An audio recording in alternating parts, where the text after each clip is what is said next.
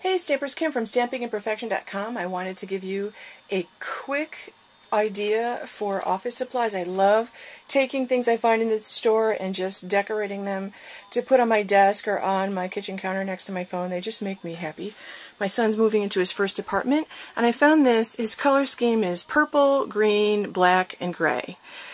So I found this giant purple clothespin somewhere. It wasn't even $1.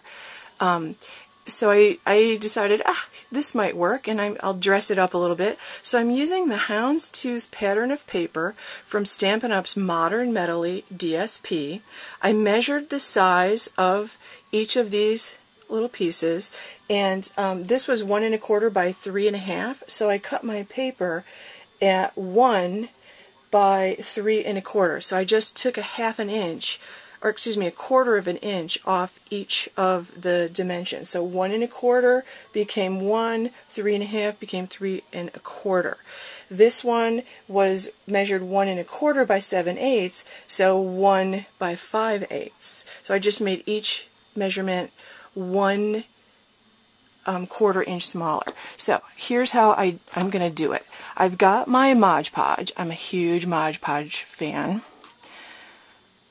I read their blog every day, and I'm just going to use an inexpensive sponge paintbrush, and I just slap some Mod Podge on. The beautiful thing about it is that it dries clear. I always buy the glossy stuff because I really like the gloss luster.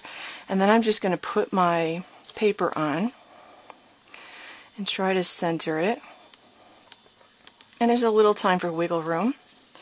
Then I put this one up here, and then when I have that on, I'm just going to put another layer of this on over the top of the paper. I'm going to try not to get too many bubbles or anything like that, and I'm going to try not to slather too much on the top. I have a little bit too much on my brush here. And then, whoops, I'm going to give this time to dry, and I'll know it's dry when I come back and it'll appear clear. It'll appear clear, and it won't be sticky to the touch anymore. It doesn't take very long, depending on how humid it is. And then I'm going to give it a second coat of the Mod Podge over the top, because I'm assuming he's going to have this on his kitchen counter next to his telephone, and it might get wet. So I'm going to give it 2 coats, and it'll give it a really glossy look like that. And he can stand this up to hold memos or reminders about when to call Mom. So there you go. There's a really quick and easy project for you to do. Thanks for watching.